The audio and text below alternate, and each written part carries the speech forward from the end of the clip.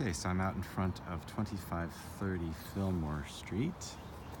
Do a quick pan around the neighborhood, and you can see nice broad streets, nice big trees. That'll be awfully pretty in the spring and summertime when you get leaves on them, and really similar sort of single family, single level ranch homes. The elementary school is just there, Arts and Tech, I believe, and there's also a city park just down the street as well. The house has it's a larger lot. It's like a quarter of an acre. You've got a lot of the lot in the front. Nice big driveway. What they've done is they've taken the garage, which was probably a big two-car garage, and converted it to living space. So that's what you've got here. And the exterior of the home looks like it was re-sided with hardy plank siding, which is great stuff, very sturdy and lasts a good long time. And they've also updated all the windows to double pane vinyl. The one thing that I'm noticing though is you've got the roof, the shingles are starting to curl up a little bit, which is usually an indicator of the life of the roof coming to an end. So you've probably got another 2-3 years on that roof, if that. So that's something you'd have to factor in, replacing a roof, and something like this is probably in the $8,000 to $10,000 range. So go inside. The flooring is a combination of some vinyl and carpet.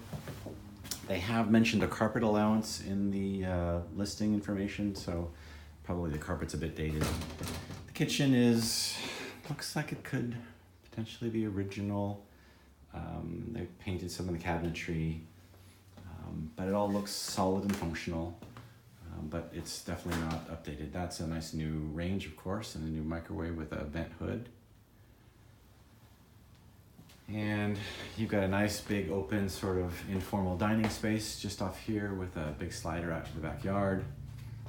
The living room has the wood-burning fireplace, and that's a ductless heating system. So heating for the main area of the house it does both heating and cooling. That's what its intention is. Nice big windows out to the backyard. I'll go back out there in a minute. There is no fence. Interestingly enough, they just put a chain link fence back there, which one way to get some noise buffering would be to put a length of solid fence there, and that would help a lot with the noise reduction from the traffic on Hilliard. So the 3 of the bedrooms are down the hallway here. And we got some really dark carpet choices, which in my opinion, isn't necessarily the best. Nice, big, wide, almost a full wall of closet space there. Now the heat source in these bedrooms, each of these rooms look like they've got thermostats, which means they probably, the house had ceiling heat originally. So you've got bedrooms with being heated by ceiling heat, but the main house would be heated by the ductless system, which is much more sort of efficient. Nice big bedroom here. Again, they've got that full wall of closets, which is great. And they've even got some organizers in there already. Yeah, this is a good sized room. It's probably 11 by 14, which is a good size.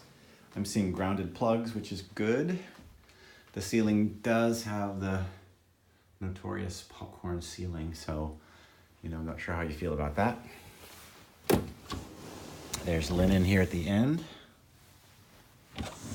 And then the master bedroom. So they've taken the closet doors off, and you've got just kind of an organizer and a center built-in closet.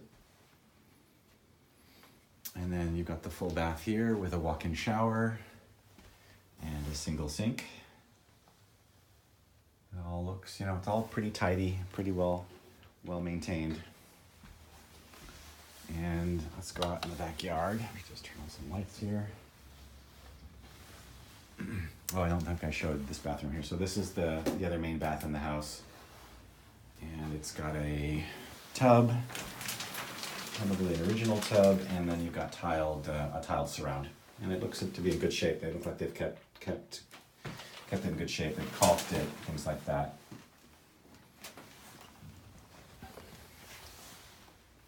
And then the backyard has that nice deck area. Actually, they've still got the additional conversion space. So this probably is sitting on cement slab, but it's a huge family room. So it was a 2-car garage. They've got some of those original storage cabinets still in here, where both the washer and dryer are kept, and then water heaters in one of these other cabinets there.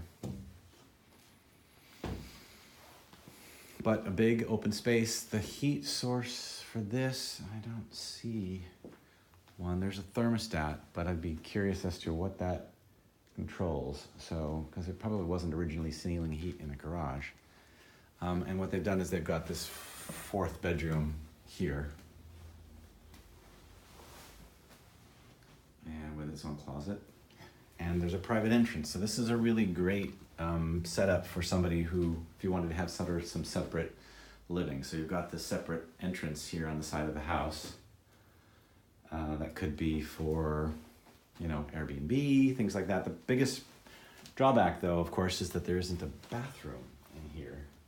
So you'd have to be sharing that bathroom, unless you could build one, which isn't impossible. You could certainly do that. And let's take a quick look in the backyard.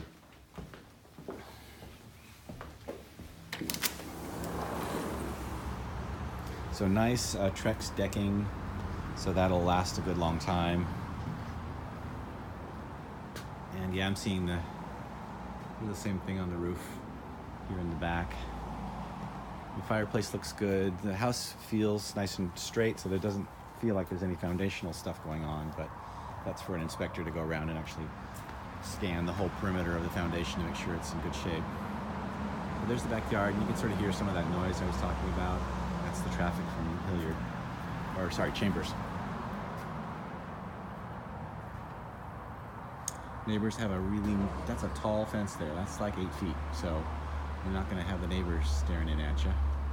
It's leaning a little bit, so nice to find out what that's about. And you've got wood fence on that side, so putting a wood fence in the back would be a good idea. And then you've got a greenhouse there as well for your tools, your garden tool storage. So that's it. Call me if you have questions.